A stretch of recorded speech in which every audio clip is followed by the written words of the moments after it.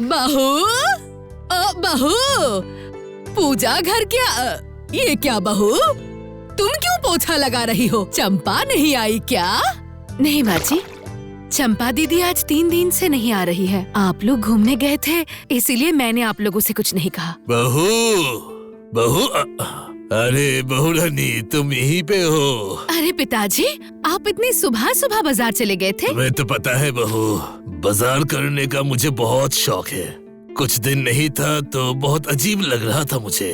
आज जब मैं मॉर्निंग वॉक करने जा रहा था तभी बाजार का बैग ले लिया।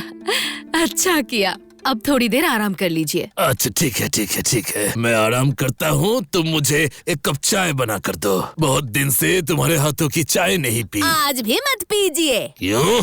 चंपा 3 दिनों से काम पर नहीं आ रही है। मैं तो घुटने के दर्द के वजह से पोछा नहीं लगा पाऊंगी। बहू को ही करना होगा, इसीलिए आज की चाय मैं ही बना देती हूँ। नहीं नहीं माँ जी, आप बैठिए ना, मैं हाथ धोकर दोनों के लिए चाय बना कर लाती हूँ। नहीं नहीं, वो सब तो मैं समझ गया, लेकिन चंपा कब आएगी ये कुछ बताकर गई है वो? हाँ, बताकर थोड़ी ना जाती है। बेटी की तबीयत खराब है, पति बीमार है, ये सब बहाने बना देगी। जैसे ही उसे पता चला कि मैं घर पर नहीं हूँ, वैसे ही बहू रानी को चूरन की गोली देकर निकल गई। देखा ना बहू, देखा ना, इसीलिए मैं तुम्हें कहती हूँ उन्हें सर पर मत चढ़ाओ।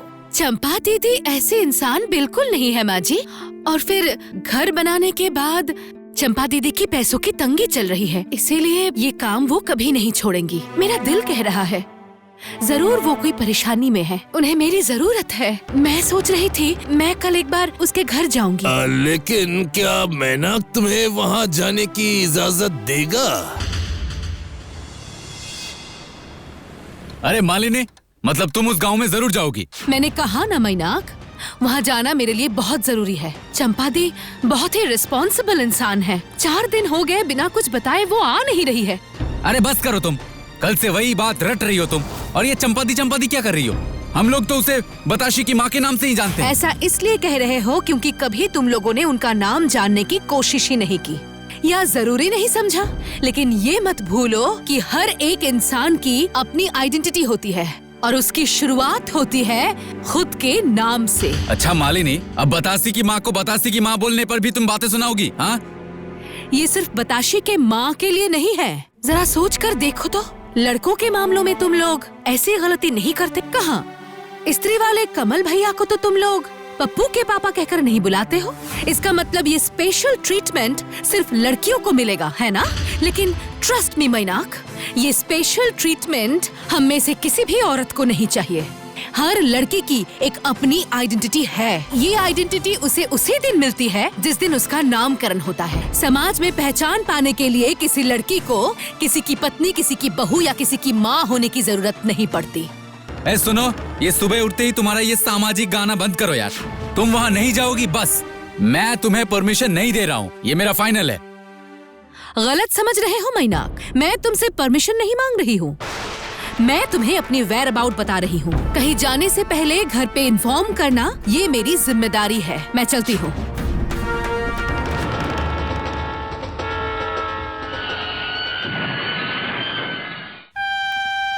अरे बाप रे, ये स्टेशन इतना सुनसान क्यों है? अब अगर कोई नहीं मिला तो ये जनाई कहाँ पर है पता कैसे लगेगा?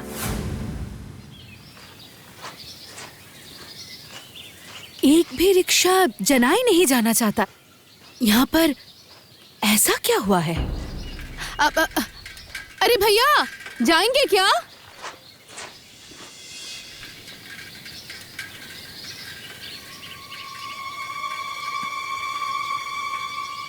फाइनली एक रिक्शा तो मिला। स्टेशन के बाहर कोई भी रिक्शा वाला जनाई नहीं जाना चाहता है। मैं भी नहीं जाता भाभी। अगर मेरा घर भी उसी मोहल्ले में नहीं होता। गरीब हूँ तो क्या हुआ, मुझे भी मेरी जान बहुत प्यारी है। जान प्यारी है मतलब? ऐसी बातें क्यों कर रहे हो? वो आपको वहाँ जाके ही पता चलेगा। चंपा दी, आप जो कह रही है वो सोच समझ कर कह रही है ना? मैं जानती थी भाभी कि आप विश्वास नहीं करोगी, लेकिन हमारे गांव में अभी भी भूत प्रेत है। मतलब आप कहना चाहते हैं कि आपके गांव में 100 साल पुराने बरगद के पेड़ पर एक भूत रहता है। उसी भूत के डर से कोई उस पेड़ के पास नहीं जाता। तो फिर आप इतने दिनों से कैसे काम पर आ रही थी? ये भूत या प्रेत कुछ भी हो, वो तो बहुत दिनों से वहाँ पर रह रहा है ना? पर पहले तो उसकी वजह से आपने कभी छुट्टी नहीं ली। क्योंकि वो भूत अभी तक उस पेड़ पर सो रहा था भाभी। लेकिन 4 दिन पहले रात के समय वो भूत फिर से जाग उठा है भाभी, और उसी डर से बहुत जरूरी ना हो तो कोई भी घर से बाहर नहीं निकलता है भाभी। इसीलिए तो बताशी के पापा आज सुबह ही बताशी को उसके मामा के घर पे छोड़ने के लिए गए हैं। बहुत बढ़िया, बहुत बढ़िया। मैं सोच भी नहीं सकती आप लोग ऐसे एक अजीब कारण की वजह से इतने दिनों से घर पे दुम दबाकर बैठे हुए हैं। क्या करूं भाभी, बोलो। पहले तो जिंदगी है। बोलिए भाभी, पहले जिंदा रहूं तब तो काम करूंगी ना। तो कब तक आप लोग ऐसे काम धाम छोड़कर घर पर बंदी बनकर रहने के बारे में सोच रहे हैं? ज्यादा दिन नहीं रहेंगे भाभी। हमारे पंचायत के प्रधान ने एक उपाय निकाला है। उन्होंने कहा है परसों से ही हम लोग पहले की तरह घर से बाहर निकल सकेंगे। उपाय? कैसा उपाय? कल ओझा को बुलाया जाएगा और लोगों को बुलाकर उस बरगद के पेड़ को कटवा दिया जाएगा। पेड़ के काटते ही पेड़ के साथ ही साथ भूत भी वहाँ से चला जाएगा। उसके बाद फिर से सब ठीक हो जाएगा। क्या एक अंधविश्वास के कारण इतने पुराने एक पेड़ को आप लोग ऐसे ही काट देंगे? नहीं नहीं नहीं नहीं, ऐसा मैं नहीं होने दूंगी, कभी भी नहीं होने दूंगी। पेड़ मैं काटने नहीं दूंगी। इतनी दूर से आई हो, जरा कुछ खा के जाओगी नहीं? गांव की जो हालत है, ऐसे में मैं आपको रहने भी तो नहीं कह सकती। आप फिक्र मत कीजिए चंपा दीदी, जब इतनी दूर मैं आई हूँ तब आपके घर में मैं जरूर खाना खाकर जाऊंगी और रात को भी रुकूंगी। लेकिन उससे पहले मुझे गांव में किसी से मिलने जाना है। अब राजू, तुम चलोगे मेरे साथ? हाँ भाभी, जाऊंगा। कहाँ जाएंगी? पंचायत प्रधान के घर पर। चलो राजू। आप शहर वाले इन सब बातों में विश्वास नहीं रखते हैं, मुझे पता है। ये गांव और शहर की बातें नहीं है, ये है एक अंधविश्वास और उसे दूर करने की बात। आप इस गांव के प्रधान हैं। इस गांव की उन्नति करना, इस गांव के लोगों का भला करना, यही तो आपका काम है। ये आप क्या कह रही हैं मैडम? आस पड़ोस के जितने भी गांव हैं, उनमें से मेरे गांव ने ही सबसे ज्यादा तरक्की की है। गांव में प्राइमरी स्कूल है, 3 तालाब बनवाए हैं, पिछले साल पंचायत ऑफिस के सामने एक हैंडपंप भी लगवाया है। लेकिन एक गांव की उन्नति का मतलब तो ये नहीं है कि आप सुविधा के नाम पर अंधविश्वास को ऐसे बढ़ाएं। एक गांव की पूरी तरह से उन्नति तभी संभव है जब इस गांव का हर एक इंसान पढ़ा लिखा हो और अंधविश्वास से दूर रहे। और इस अंधविश्वास को दूर करने की जिम्मेदारी गांव के प्रधान होने के नाते आपकी है प्रधान जी। मतलब दया करके एक पंचायत प्रधान को उसकी जिम्मेदारी मत सिखाइए। हाँ, तो मैं जो कह रहा था, उस बूढ़े बरगद के पेड़ के नीचे भूत है और वो आज से नहीं बहुत सालों से है। वो चाहे आप माने या ना माने, भूत प्रेत के बारे में तो आप लोग कुछ भी नहीं जानते। क्यों, सही कहा ना? हाँ बिल्कुल बिल्कुल, भूत होते हैं भूत। बिल्कुल बिल्कुल, भूत होते हैं। आपको पता नहीं है इसलिए आप मानती भी नहीं है। इसमें आपकी कोई गलती नहीं है। आप लोगों को पता है? अच्छा, आप लोगों को कैसे पता चला? आपने अपनी आँखों से उस भूत को देखा है?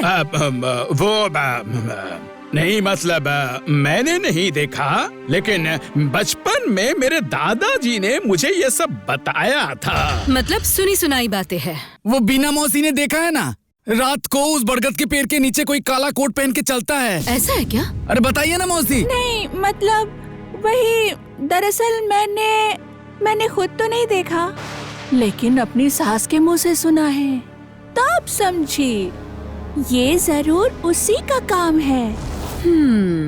हाँ, ये बात तो मुझे मेरे पिताजी ने भी बताई थी। काला कोट पहना एक बहुत बड़ा इंसान हवा में तैर रहा था। अच्छा, आपके पिताजी ने देखा था? नहीं, मेरे पापा तो उस तरफ कभी नहीं जाते थे, दिन में भी नहीं।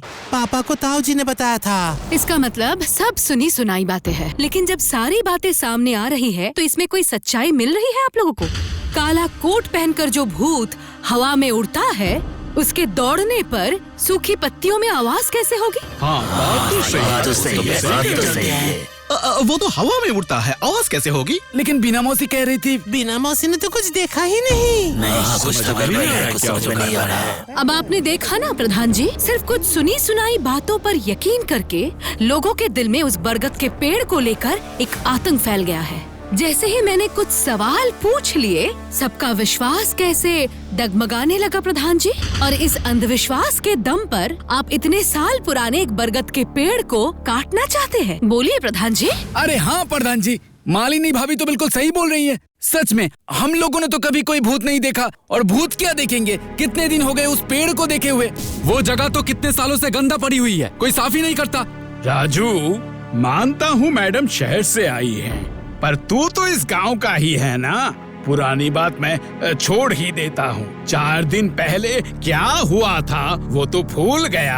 हाँ भाभी, ये बात प्रधान जी बिल्कुल सही कह रहे हैं। बाकी कहानियाँ झूठ हो सकती है, लेकिन एक लड़की ने अपनी आँखों से देखा है। अपनी आँखों से देखा है? हाँ। किसने देखा है? मेरी भतीजी ने देखा है, अपनी आँखों से देखा है। आप चाहेंगे तो मैं बात करवा सकता हूँ। तो फिर चलिए, आप भी चलिए प्रधान जी। हाँ चलिए मैडम, चलिए।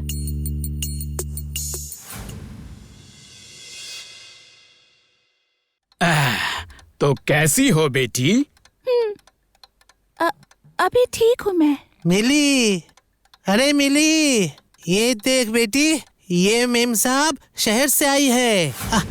उस दिन क्या देखा था, इनको सब कुछ बता दे बेटी। उस दिन कोचिंग से लौटते समय मुझे जरा देर हो गई थी। घर जाकर कहीं डांट न पड़े, इसीलिए मैं उस रास्ते से आ रही थी। वो शॉर्टकट रास्ता है। उस रास्ते से लौटते वक्त तुम्हें डर नहीं लगा? रात के समय तो वहाँ कोई भी नहीं जाता। जानती हूँ, दरअसल वो सब भूत प्रेत की बातें मैं नहीं मानती थी, इसीलिए मुझे डर नहीं लगा। अच्छा, उसके बाद भी डर गई? पहले सूखे पत्तों की खचखच आवाज हुई, मुझे लगा ये मेरे ही पैरों की आवाज है। फिर भी मैं जल्दी जल्दी चलने लगी। तभी बरगद के पेड़ के पीछे जलाशय पे मेरी नजर पड़ी और देखा 2 बड़ी बड़ी आंखें, नीली आंखें आग की तरह जल रही थी, मुझे देख रही थी। वो तो किसी जानवर का भी हो सकता है ना मिली? तुम्हें तो पता ही होगा, जानवरों की आंखें रात में चमकती हैं, पर नीली आंखें? नहीं, वो कोई जानवर की आंखें नहीं थी। किसी जानवर की आंखें इतनी बड़ी नहीं हो सकती। एक आंख बड़ी थी और एक आंख छोटी थी आंटी, और दोनों ही आंखें नॉर्मल से बड़ी आंखें थी आंटी। और उसके बाद? उसके बाद मैं दौड़ने लगी। पता नहीं मैं कितनी देर तक दौड़ी। थोड़ी दूर आने के बाद मैं बेहोश हो गई। और जब बहुत रात हो गई तो हम लोग इसे ढूंढने निकले और ये हमें बीच सड़क पे बेहोश मिली। बुखार से बदन तप रहा था। जो भूत इतने दिनों तक सो रहा था, मेरी भतीजी की गलती की वजह से वो फिर जाग गया, इसलिए इतना बुखार आया। भूत की नजर इस पर पड़ गई। अब बताइए मैडम, इतनी सी बच्ची झूठ बोल सकती है क्या? झूठ बोल के उसे क्या मिलेगा? ये तो खुद ही भूत प्रेत पर विश्वास नहीं करती। हाँ भाभी, मिली कभी झूठ नहीं बोलती है। इसलिए सब कुछ सोच समझ लेने के बाद मैंने तय किया है, वो पेड़ मैं कल ही कटवा दूंगा। ना रहेगा पेड़ और ना रहेगा पेड़ का भूत। ठीक है, जब आप पेड़ काटना ही चाहते हैं तो मैं आपको काटने से नहीं रोकूंगी, लेकिन सिर्फ आज की रात आप रुक जाइए प्रधान जी। अगर कल सुबह तक मैंने ये साबित कर दिया कि उस पेड़ में कोई भूत नहीं है, तब आप क्या करेंगे? बोलिए। साबित करेंगी? कैसे साबित करेंगी? मिली ने जैसे साबित किया है कि भूत है, मैं भी उसी तरह से साबित कर दूंगी कि कोई भूत नहीं है। आज रात को उस पेड़ के नीचे मैं रुकूंगी। हैं? ये क्या कह रही है भाभी? उस पेड़ के नीचे आप पूरी रात बिताएंगी? हाँ, और अगर कल सुबह तक मैं वहाँ सही सलामत रही तो फिर ये साबित हो जाएगा कि उस पेड़ पर कोई भूत है ही नहीं। और अगर कल सुबह आप ठीक ना रही तो फिर? उसमें भी किसी की जिम्मेदारी नहीं है। मैं अपनी मर्जी से वहाँ जा रही हूँ, पर आप लोग चिंता मत कीजिए, मुझे पता है मैं बिल्कुल ठीक ही रहूंगी। नहीं नहीं नहीं नहीं नहीं, पंचायत प्रधान के नाते मैं आपको वहाँ रात बिताने नहीं दे सकता। प्लीज मैडम, अगर कुछ गलत हो गया उसके बाद सारी जिम्मेदारी मेरे कंधों पे आ जाएगी। कुछ दिन बाद इलेक्शन है। गांव के प्रधान होने के नाते आप मुझे रोक भी नहीं सकते। वो एक पब्लिक प्लेस है और मैं बिना हथियार के जा रही हूँ। फिर भी आप पुलिस को बुला ही सकते हैं, लेकिन मैं जो देख रही हूँ, सुन रही हूँ, उससे तो यही लगता है कि शाम के वक्त पुलिस भी उस पेड़ के नीचे कभी नहीं आएंगी। मैं आपकी भलाई के लिए कह रहा हूँ मैडम। मैं भी आपके भले के लिए ही कह रही हूँ। आंटी जी, मैं भी पहले भूत प्रेत पर भरोसा नहीं करती थी, लेकिन मैं तुम्हें तुम्हारा भरोसा फिर वापस दिलवाऊंगी, मैं वादा करती हूँ।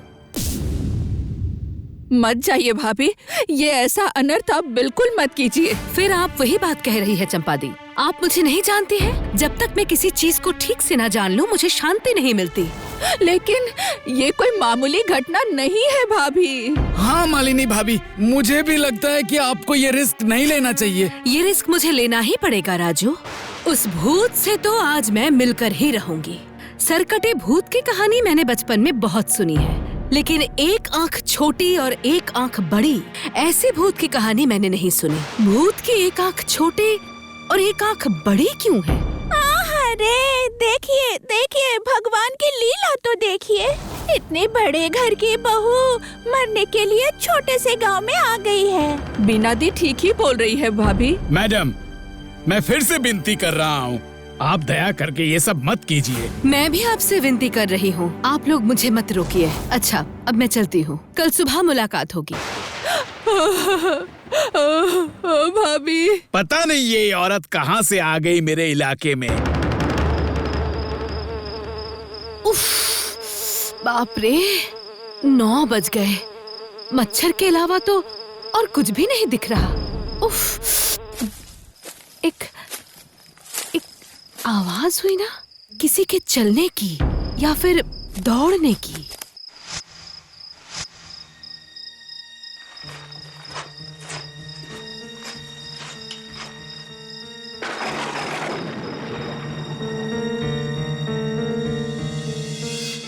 पता नहीं क्या देखने को मिलेगा। जो देखना था वही देखोगे, बस भूत कहीं उसे उठा के न ले गया हो। मैं तो सोचती हूँ भूत के साथ अब कहीं एक भूतनी भी ना आ जाए। अरे बाप रे बाप। बीना दी, सारा दिन तुम ऐसी अशुभ बातें क्यों करती हो? वो देखिए आंटी जी। हाय हाय हाय, ये भी निकल गई।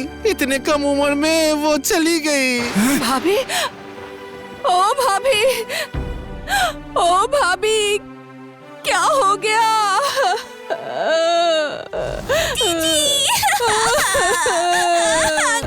ओ भाभी। अरे चंपा दीदी, आप रो क्यों रही हैं? आप कहेंगी भाभी ने भूत को भी हरा दिया।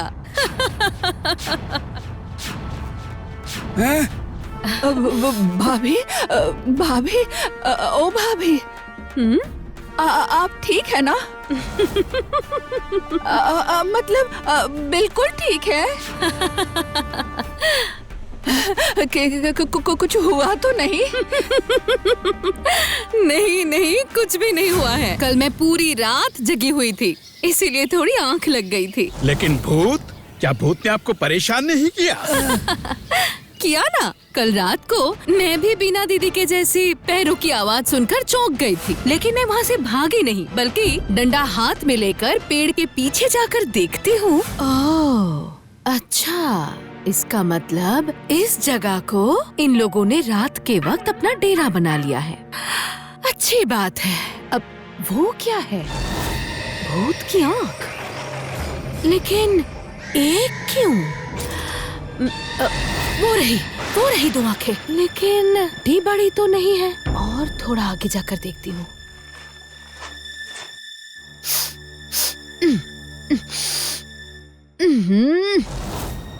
इस जगह से एक अजीब सी बदबू आ रही है। पत्ते सड़ने की वजह से शायद ऐसी बदबू है।